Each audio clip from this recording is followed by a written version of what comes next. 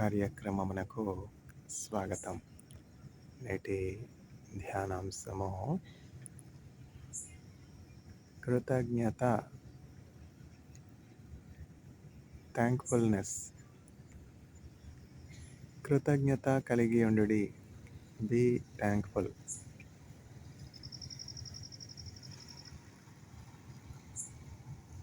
కృతజ్ఞత లేనివారు వేల కొలదిగా కూలినను.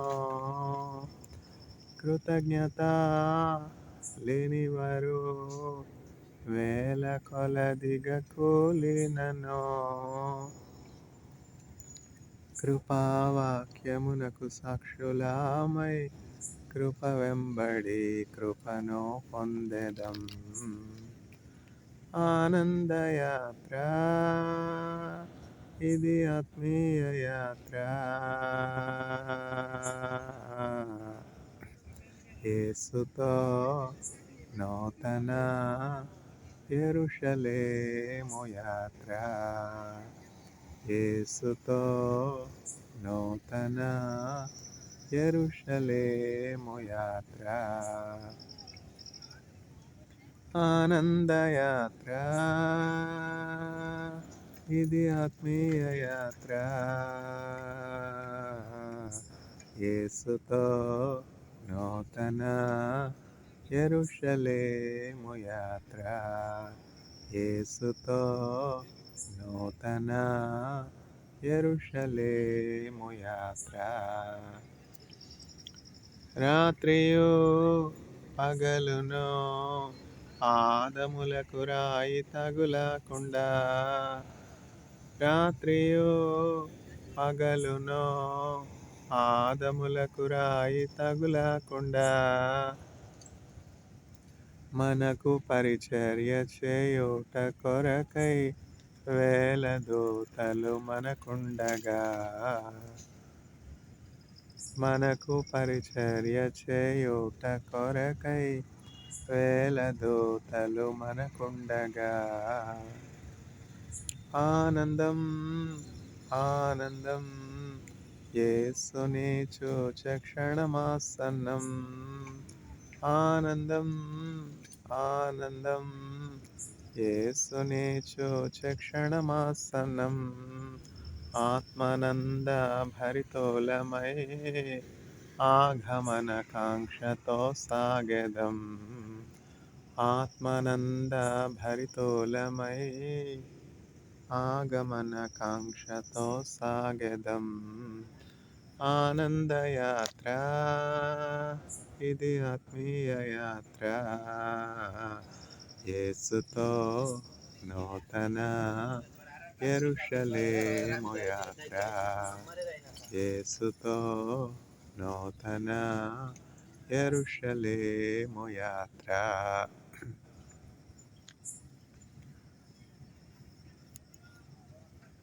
కృతజ్ఞత గలవారై యుండుడి, కృతజ్ఞత కలిగి యుండుడి. Be thankful, be thankful. అపోస్తుడైనటువంటి పౌలు అనేకమైనటువంటి సంఘాలకు పత్రికలు రాసేవాడు.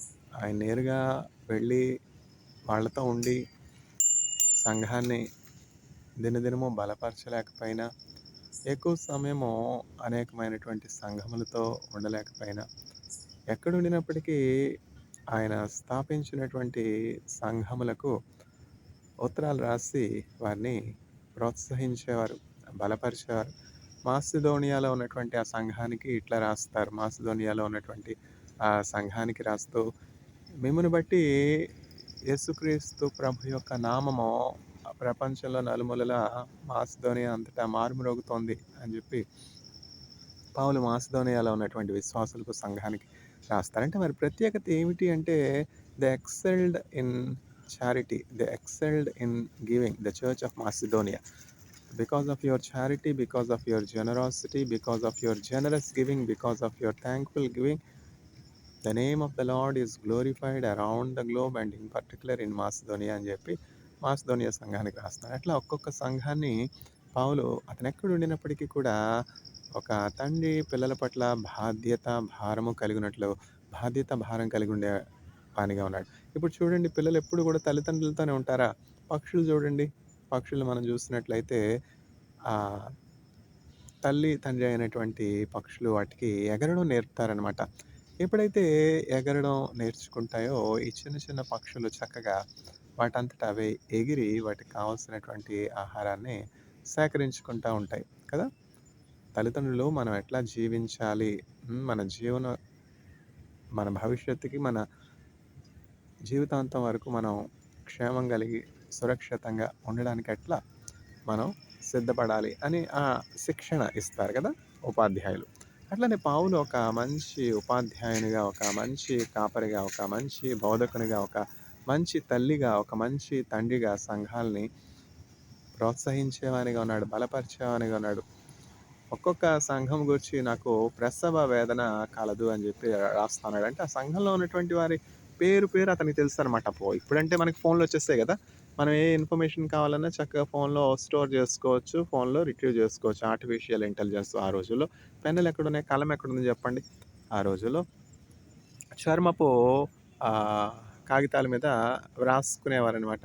పౌలు చెప్తా ఉన్నాడు, నేను పలానా స్థలంలో చర్మపు ఆహ్, కాగితం మీద రాసినటువంటి పత్రికలు, తర్వాత నా నిలువుటంగి కూడా అక్కడ విడిచిపెట్టొచ్చాను. చలికాలం వస్తా ఉంది కదా! నా దగ్గర ఒక 2 అంగీలు మాత్రమే ఉన్నాయి. అది నువ్వొచ్చేటప్పుడు తీసుకొనొస్తే నాకు ఆ అంగీ ఉపయోగకరంగా ఉంటుంది అని చెప్పి తన శిష్యునికి ఉత్తరం రాస్తూ రాస్తాడనమాట. ఎంత సింపుల్ లివింగ్ చూడండి. పౌలు కావాలంటే తనకు కావాల్సినటువంటి సుఖభోగాలు కలిగి ఉండలేడా? అతనికి కావాల్సినటువంటి లగ్జూరియస్ లైఫ్ స్టైల్ కలిగి ఉండలేడా? అతనికొచ్చినటువంటి ఆ కానుకలు, అతనికొచ్చినటువంటి ఆహ్, ఏమిటవి ఆఫరింగ్స్ తన కోసం పెట్టుకోలేడా?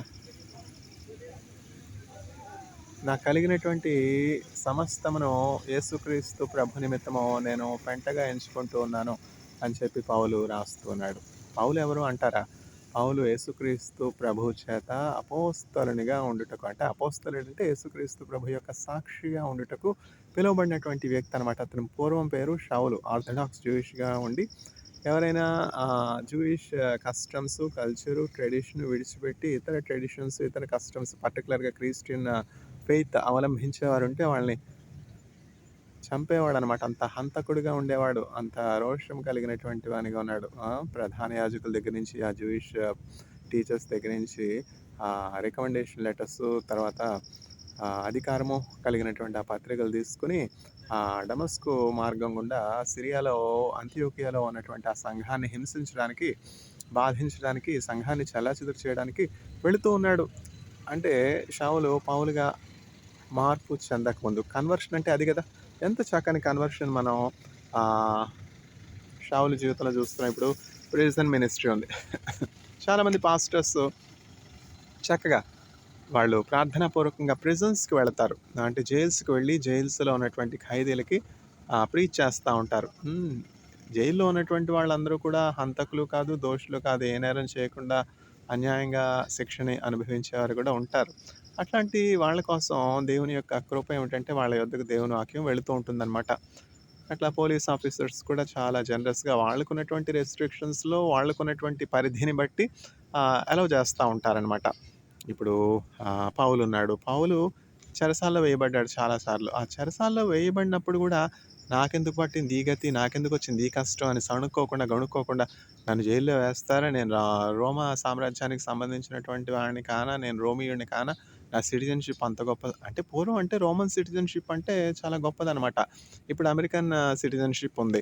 అమెరికన్ సిటిజన్‌షిప్ అంటే ఇప్పుడు చాలా ప్రాముఖ్యమైనటువంటి ఆహ్, ఆనరబుల్ పాస్‌పోర్ట్ కదా! ఆనరబుల్ సిటిజన్‌షిప్ కదా! అట్లా పూర్వకాలం అంటే ఆహ్, ఏడీ ఆ టైంలో యేసుక్రీస్తు ప్రభువారు శరీరధారిగా ఉండిన సమయంలో, ఆ తర్వాత పునరుద్ధానుడైనటువంటి ఆ సమయంలో ఏడీ అంటాం కదా! Anno డామిని.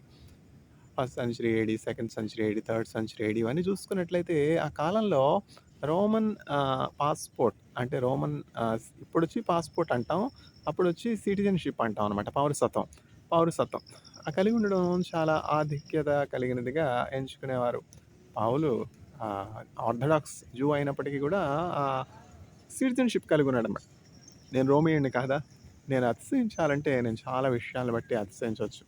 I can feel proud about many things but I choose to rejoice and be proud only for the knowledge of the saving grace of Jesus Christ. But for the knowledge of Jesus Christ, I will not boast in anything else. All other things are just like filth and dust of earth.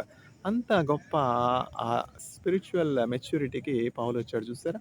పౌలు ఏమన్నా సామాన్యుడా? గమాలీయుల పాదముల చెంత ధర్మశాస్త్రాన్ని అంతా అవపాసన పట్టాడు. ధర్మశాస్త్రం అంటే first 5 books of the తోరా అనమాట. First 5 books of the మనం హోలీ బైబిల్‌లో మనం ఫస్ట్ 5 బుక్స్ చూస్తాం కదా. ఏమిటిది? ఆదికాండము, తర్వాత నిర్గమకాండము, లేవియకాండము, సంఖ్యాకాండము, ద్వితీయోపదేశకాండం. ఈ 5 కాండాలు చక్కగా అవపాసన పట్టాడు. దేవుడు ఇజ్రాయేలీయులకి ఇచ్చినటువంటి కట్టడలు, ఆజ్ఞలు అన్నీ కూడా తెలుసు.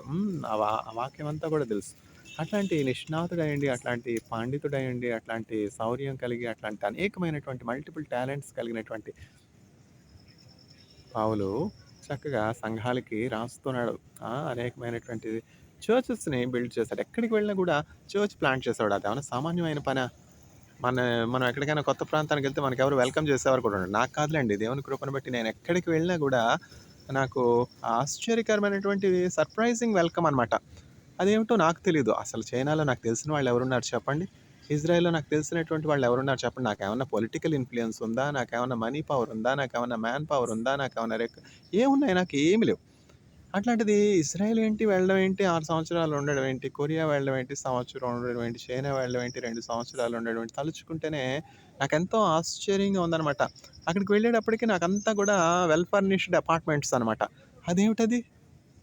ఇప్పుడు చాలామంది ఇండియన్స్ నేను ఇజ్రాయెల్‌లో ఉన్నప్పుడు వచ్చారు.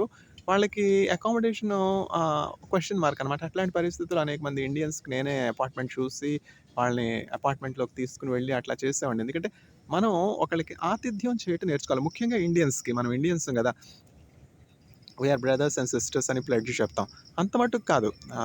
ఫారిన్ కంట్రీస్‌లో మనం ఉండినప్పుడు ఎస్పెషల్‌గా మన ఇండియన్స్ ఎవరైనా వచ్చినప్పుడు చక్కగా వాళ్ళకి ఆతిథ్యం ఇచ్చేవారంగా ఉండాలి. చక్కగా వాళ్ళకి హెల్ప్ చేసేవారంగా ఉండాలి. చక్కగా వాళ్ళకి గైడెన్స్ ఇచ్చేవాళ్ళంగా ఉండాలి. అవసరమైతే రూమ్స్ చూసి ఇచ్చేవాళ్ళంగా ఉండాలి. అవసరమైతే అడ్వాన్స్ చెక్‌లు పే చేసేవారంగా ఉండాలి. అప్పుడు అవసరమైతే హెల్త్ ఇన్స్యూరెన్స్ తీసుకునేవారంగా ఉండాలి. మనం బ్యాంక్ అకౌంట్స్ ఓపెన్ చేయడానికి మనం ఆహ్, ఏమిటి సెక్యూరిటీ సైన్ చేసేవారంగా ఉండాలి. ఇవన్నీ చేశాను గదా! ఇవన్నీ చేశాను. ఎందుకంటే నా కోసం ఎవరో జేశారు. అందువల్ల నేను బద్ధుడినై ఉన్నాను. అట్లా అనమాట. కృతజ్ఞత కలిగి ఉండుట మనం నేర్చుకోవాలి అని పౌలు చెప్తున్నాడు. పౌలు కృతజ్ఞత కలిగి ఉన్నాడా లేడా? యేసుక్రీస్తు ప్రభువు డమస్కు వెళ్ళే ప్రాంతంలో అంటే యేసుక్రీస్తు ప్రభు నామాన్ని బట్టి సంఘంగా అంటే ఇప్పుడు చర్చెస్ అంటాం గదా! చర్చెస్‌గా కూడి యేసుక్రీస్తు ప్రభు నామాన్ని గురించి సాక్ష్యం ఇచ్చి యేసుక్రీస్తు ప్రభుని ఘనపరిచి స్తుతిస్తూ ఉన్నటువంటి వారు. అంటే ఆ కాలంలో కొంతమంది జూయిష్ పీపుల్ కూడా క్రిస్టియానిటీకి కన్వర్ట్ అయ్యారు. అది అక్కడొచ్చింది సమస్య. జూయిష్ పీపుల్ ఏమిటి? క్రిస్టియానిటీకి కన్వర్ట్ అవ్వడం ఏంటి? కన్వర్ట్ చేసేవాళ్ళెవరు? అయ్యిందెవరు?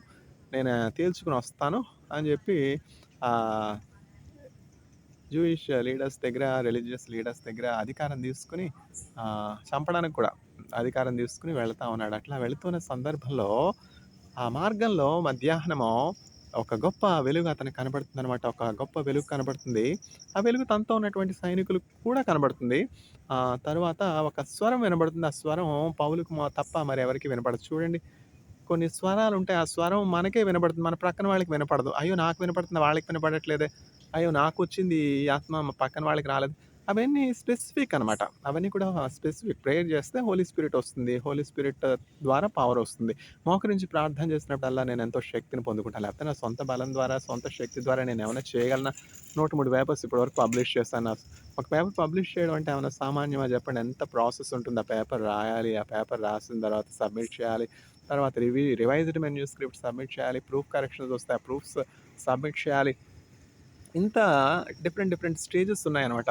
ముఖ్యంగా నేను ఐఐటీ, పీహెచ్‌డీ చేసిన కాలంలో మా సూపర్వైజరు, సూపర్వైజరు మంచి టీచర్స్ అనమాట. వాళ్ళు ఎక్స్‌పీరియన్స్‌డ్ టీచర్స్. వాళ్ళ దగ్గర చాలా నేర్చుకున్నాను. ప్రొఫెసర్ టీకే వరదరాజన్, తిరుక్కల్లం కంతాళే వరదరాజన్ గారు, ప్రొఫెసర్ బాలసుబ్రహ్మణ్యం విశ్వనాథన్ గారు మంచి టీచర్స్. వాళ్ళ దగ్గర ఎంతో నేర్చుకున్నాను శిక్షణ. ఆ తర్వాత ఇజ్రాయెల్ వెళ్ళినప్పుడు అక్కడ గూడా దేవుని కృపను బట్టి ఎంతో తలపండిపోయినటువంటి మంచి ఎక్స్‌పీరియన్స్ ఉన్నటువంటి ప్రొఫెసర్ గారు, జూయిష్ ప్రొఫెసర్ గారి దగ్గర పోస్ట్ డాక్ చేసే అవకాశం వచ్చింది. ఇదేమిటిది? ఇదేంటంటే డ్రీమ్ కమింగ్ ట్రూ అనమాట.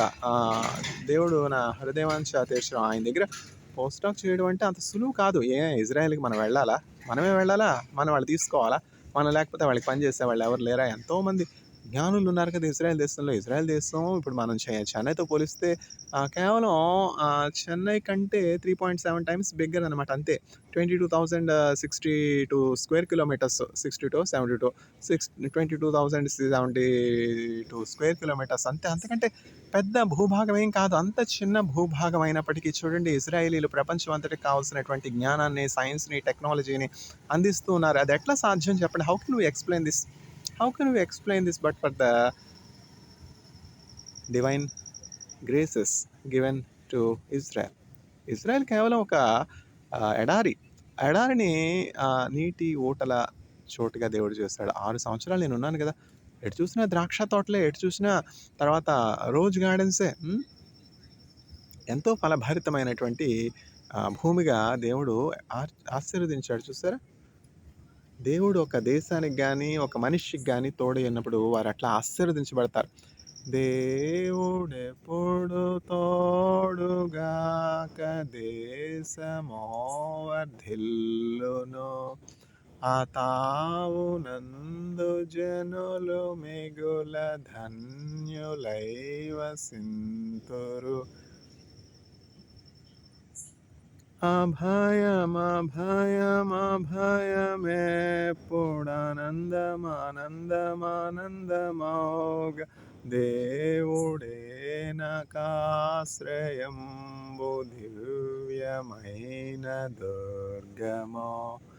పర్వతములు తొలగినా నీయోర్విమారు పడినను సర్వమున్ ఘోషించుచు నీ సాంద్రమో పొంగినను. అభయమేప్పుడానందమానందమానందమౌగ దేవుడే నాకాశ్రయంబు దివ్యమైన దుర్గమో. రాజ్యముల్ కంపించిన భూరాష్ట్రముల్ ఘోషించిన పూజ్యుడౌ యెహోవా వైరిన్ భూని సంహరించును.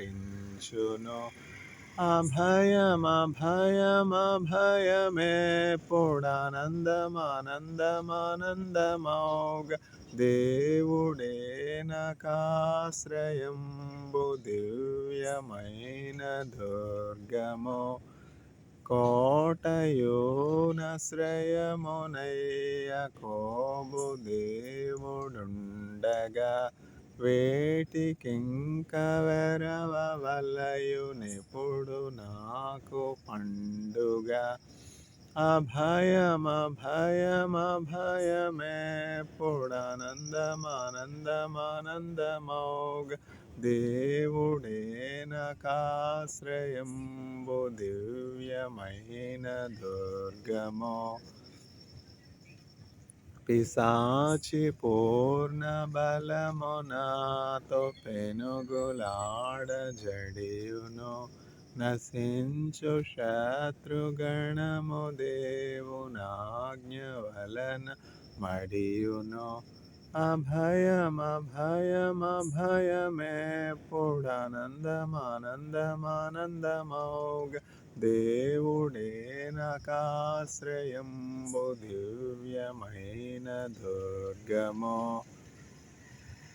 విల్లు విరచునాయనే తెగబల్లెమో నరుకునాయనే చల్ల చెదురు చేసి రిపుల నెల్ల త్రుంచునాయనే.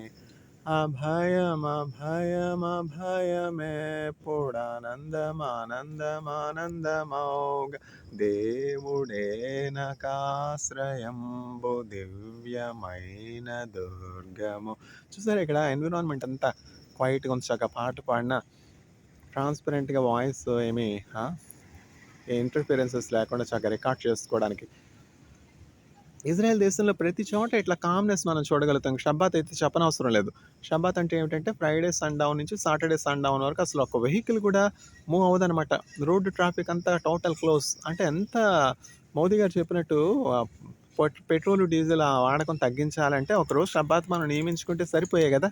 మోదీ గారికి చక్కని సలహాలు ఇచ్చే మంచి సలహాదారుల కొరకు మనం ప్రార్థన చేయాలన్నమాట. Saturday Sabbath. ఫ్రైడే ఈవినింగ్ నుంచి సాటర్డే ఈవినింగ్ వరకు టోటల్ కమ్యూనికేషన్స్ క్లోజ్. చేయలేమా? చేయగలం కదా. చిత్తశుద్ధి ఉండాలి. అంటే ఇజ్రాయెల్లో ఉన్నటువంటి పొల్యూషన్ ఫ్రీ ఎన్విరాన్మెంట్, ఇజ్రాయెల్లో ఉన్నటువంటి వెల్త్, ప్రాస్పరిటీ మనం కూడా మన ప్రజలకు ఇవ్వాలి కదా. అదనమాట ఆ విజన్తో every Saturday total traffic close, total shoppings close, everything comes to close. సగూర్. It's possible. అట్లా చేసి ఆ సాటర్డే అన్నది ఒక విశ్రాంతి దినంగా, కేవలం దేవునితో సంబంధం కలిగి, దేవుని ఆరాధించే దినంగా, దేవునితో అన్యోన్య సహవాసం కలిగి, దేవుని మాటలు ధ్యానించి, దేవుని మాటల ప్రకారం మనం జీవిస్తున్నామా లేదా అని మనం పరిశీలించుకునే దినముగా ఉండాలి. ఇప్పుడు ఆదివారం వచ్చింది ఎవరంటే అదంతా కూడా ఏమిటంటే డూప్లికేట్ అనమాట. ఒరిజినల్ ఒకటి ఉంటే సాతాను ఎప్పుడు కూడా దానికి డూప్లికేట్ ఇంకోటి తగిలిస్తాడు. ఇప్పుడు సండేని షబ్బాత్ అంటారు. నేను ఎవరిని విమర్శిస్తున్నాను అని అనుకోవద్దు. ఇజ్రాయెలే కదా. ఆదివారం షబ్బాత్ అని మనం అనుకుంటే చంకలు గుద్దుకుంటే అవుతామా? అవ్వదు కదా. మనం ఏమన్నా చెప్పుకోవచ్చు. ఇప్పుడు ప్రపంచవ్యాప్తంగా ఉన్నటువంటి దేశాల్లో ఒరిజినాలిటీని రిటైన్ చేసిన దేశం ఏమిటి? సంకరం లేకుండా, ఈ సంకరం ఆ సంకరం లేకుండా కరెక్ట్గా ఉన్నటువంటి ఒరిజినల్ దేశం ఏంటంటే ఇజ్రాయెలే కదా. వాళ్ళు అన్ని దేశాల వాళ్ళు వచ్చి వాళ్ళని సంకరం చేయాలనుకున్నా అవ్వలేదు కదా. ఇక్కడ ఎక్కడలేని సంకర సంస్కారాలన్నీ ఇక్కడే ఉన్నాయి. ఏమిటంటే ఆ షబ్బాత్ని మార్చాలని ఇజ్రాయెల్ మీద ఎవరు ఇన్ఫ్లుయెన్స్ చేయలేదంటారా? షబ్బాత్ ఫ్రైడేకి పెట్టుకోరాదా? థర్స్డే ఈవినింగ్ నుంచి ఫ్రైడే ఈవినింగ్ వరకు పెట్టుకోరాదా? షబ్బాత్ సాటర్డే ఈవినింగ్ నుంచి సండే ఈవినింగ్ వరకు పెట్టుకోరాదా అని ఎవరు వాళ్ళని ఇన్ఫ్లుయెన్స్ చేయలేదా? You can have your Shabbat on Sunday, you can have it on Monday also, because your fathers are so. Because your fathers are guiding, you can follow your fathers, but we have only one God, so we will only follow what our God has said. అట్లా చెప్తారనమాట. కొంచెం వినడానికి కష్టంగా ఉంటుంది. ఏం చేస్తాం, వాస్తవం మారదుగా. As per your fathers you can follow, but as per the direction from our God we will follow Shabbat from Friday sundown to Saturday sundown. మార్చుకోరాదా? ఒరిజినాలిటీ చాలా అవసరం అనమాట. ఏది వాస్తవం, ఏది అవాస్తవం, ఏది సత్యం, ఏది అసత్యం. జూయిష్ పీపుల్ దగ్గరే అది ఉంది. బైబిల్ గ్రంథం ఉన్నదన్నట్టు ఎక్కడ చూస్తానంటే అమెరికాలో చూస్తామా, కొరియాలో చూస్తామా, చైనాలో చూస్తామా, ఇండియాలో చూస్తాం. బైబిల్ గ్రంథం ఉన్నదన్నట్లు ఎక్కడ చూడగలం అంటే ఇజ్రాయెల్ వెళ్ళినాకనే నేను చూసా. ఎప్పుడో చిన్నప్పుడు బైబిల్ గ్రంథం చదువుతుంటే అయ్యో ఈ సంఖ్యాకాండం ఏంటి ఇట్లా ఉంది, ఏమిటో ఈ పేర్లు ఏమిటో బెనే బరాక్ అంటారు, అయ్యలోన్ అంటారు, రామత్ ఖాన్ అంటారు, రామత్ లిఖి అంటారు, జెరూసలేం అంటారు. ఇవేమి నాకు అర్థం కావట్లేదు. ఒక్క ముక్క అర్థమైతే ఒట్టు, ఏం అర్థమయ్యేది కాదు. అయినప్పటికీ ఆగకుండా బైబిల్ గ్రంథాన్ని మొదటి నుంచి వరకు చదివి పాడేశాను. ఎప్పుడైతే ఇజ్రాయెల్లో కాలు పెట్టానో నేను అనుకోకుండా రామత్గన్లోనే ఉన్నాను. నేను ఇదే కదా బెనే బరాక్ మా ప్రక్కనే, ఇదే కదా బెనే బరాక్ అని చదివాను. ఒక ముక్క కూడా నాకు అర్థమై చావలేదు. చూస్తే ఎంత ఆశ్చర్యం. అదే నేను చెప్పేది. మనం పరలోకం వెళ్ళినాక కూడా ఇప్పుడు పరలోకం అంటే ఏంటో ఏం అర్థం కాదు. ఆ పరలోకం ఉంది ఏంటి అసలు అనుకుంటాం. బైబిల్ గ్రంథంలో అనేది ఒక్క మాట కూడా పొల్లైనా పోదు. ఎందుకంటే అది దేవుడు చెప్పిన మాట కదా. బైబిల్ గ్రంథం ఎంతైనా నమ్మదగింది, బైబిల్ గ్రంథం ఎంతైనా వాస్తవమైనది. అందువల్ల బైబిల్ గ్రంథం, యేసుక్రీస్తు ప్రభు చెప్పినటువంటి మాటలు ఎంతైనా నమ్మదగినవి. యేసయ్య ఏం చెప్తా ఉన్నారంటే నేనే మార్గము, నేనే సత్యము, నేనే జీవము, నా ద్వారా తప్ప పరలోకం ఎవరు చేరలేరు. ఎందుకని యేసుక్రీస్తు ప్రభు ద్వారా తప్ప పరలోకం ఎవరు చేరలేరంటే మనమందరం కూడా పాపము చేసి దేవుడు అనుగ్రహించే మహిమను పొందలేకపోతున్నాం. For all have sinned and fallen short of the glory to reach heaven. Christ has taken all our iniquities, all our sins upon himself. So those who ever believe in Jesus Christ and the redemptive grace of Jesus Christ are clothed by the righteousness of Jesus Christ, and they are eligible. They have the visa, passport and all documents, travel documents to land in heaven. ఎప్పుడైనా ఒకానొక రోజు ఎవరైనా చావాలిగా. చావకుండా అందరం ఇక్కడే ఉండిపోతామా? కొంతమంది చావరు, కొంతమంది చావరు. వాళ్ళకి చావు లేదు. ఎట్లా అంటే ఏలియా ఉన్నాడు, చచ్చాడా? చావలేదుగా. హానోకున్నాడు, చచ్చాడా? చావలేదుగా. కొంతమంది ఎక్సెప్షనల్ కేసెస్. మనం అట్లా మనకి మరణం లేకుండా మనం ఉంటామని ఏమన్నా దేవుడు వాగ్దానం చేశాడా? ఏలియాకి ఆ వాగ్దానం ఉంది. మరణం నీవు చూడవు అని అగ్నిరథాలను పంపించి దేవుడు ఘనంగా పరలోకానికి తీసుకుని వెళ్ళాడు. హానోకు దేవునితో నడిచాడు కనుక చావలేదు. సజీవుడిగానే పరలోకానికి వెళ్ళిపోయినాడు. పౌలు చావకుండానే పరలోకానికి వెళ్ళాడు. అట్లా ఎవరు వెళ్ళారు? ఎవరు వెళ్తారు?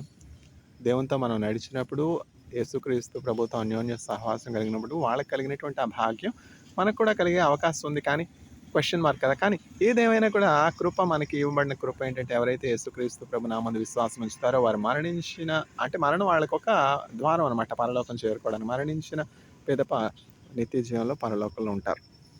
ఇదేమిటిది, మరణించిన తర్వాత బ్రతకడం ఏంటి? ఇదంతా పెద్ద డూపులాగా ఉంది, ఇదంతా కట్టుకథలాగా ఉంది. ఇప్పుడు గోధుమ గింజ చూడండి, గోధుమ గింజ భూమిలో పాతి పెడతాం. ఆ చచ్చితే కానీ ఫలాన్ని ఇవ్వదు కదా. ఆ గోధుమ గింజ అట్లనే ఉంటే ఫలించగలదా? ఆ గోధుమ గింజ భూమిలో పాతి పెట్టబడినప్పుడే అది చక్కగా ఒక వెన్నై అనేకమైనటువంటి గోధుమ గింజలను ఇస్తూ ఉంది. అట్లా అనమాట పునరుద్ధానం ఏంటంటే, ఒక గింజ భూమిలో పెట్టి పాతి పెట్టబడితేనే కానీ పరలోకం, తర్వాత నిత్యజీవం, రూపాంతరం, ఇవన్నీ కూడా ట్రాన్స్ఫర్మేషను, ట్రాన్స్ఫిగరేషను, రిజరక్షను, ఇవన్నీ కూడా సాధ్యం కాదు. ఇవన్నీ ఒక వింత కాదు, ఇవన్నీ ఒక కట్టుకథ కాదు. మనకి ముందుగా ప్రథమ ఫలంగా యేసుక్రీస్తు ప్రభు గారు ఎట్లా సమాధిలో నుంచి లేపబడ్డారో మనం కూడా అట్లా సమాధిలో నుంచి లేపబడతాం. ఎంత ఆశ్చర్యం!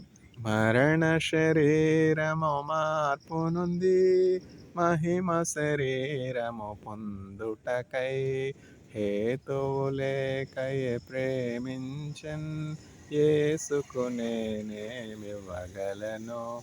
హల్లెలూయా హల్లెలూయా హల్లెలూయా అని పాడెదను, ఆనందముతో సాగెదను. కాబట్టి మరణించిన తర్వాత జీవం అన్నది అది పరలోకంలో యుగయుగాలు తరతరాలు. ఈ ఆత్మకు మరణం లేదుగా. మన క్రియలు మన వెంట వస్తాయని మనం జ్ఞాపకం పెట్టుకోవాలి. 70 సంవత్సరాలు, 80 సంవత్సరాలు, 100 సంవత్సరాలు, 120 సంవత్సరాలు, ఎన్ని సంవత్సరాలు బతుకుతామో అందరూ దీర్ఘాయువుతోనే ఉండాలి, అందరూ సుఖంగా ఉండాలి, సంతోషంగా ఉండాలి, క్షేమంగా ఉండాలి, పిల్ల పాపలతో ఉండాలని ఎవాంజలిస్టులు కోరుకుంటారు. అర్ధాంతరంగా చచ్చిపోవాలని, మట్టి కొట్టుకుపోవాలని ఎవరు కోరుకోరు కదా. వాళ్ళ క్రియలను బట్టి కొంతమంది మధ్యలోనే అర్ధాయుష్తోనే ముగిసిపోతారు. ఏం చేస్తాం? రాసి పెడితే తప్పుతుందా? వాళ్ళ క్రియలను బట్టి. వాళ్ళ క్రియలు సరిగ్గా ఉంటే ఎందుకు బతకరు? మోషే బతకలా 120 సంవత్సరాలు. అట్లా అనమాట. దేవుని వాక్యము మనకి దీర్ఘాయువు కలుగు చేస్తుంది. ఆ వాక్యాన్ని బట్టి జీవిస్తే చక్కగా ఉంటాం. దేవుడు విని వారిని దీవించి ఆశీర్వదించునుగాక.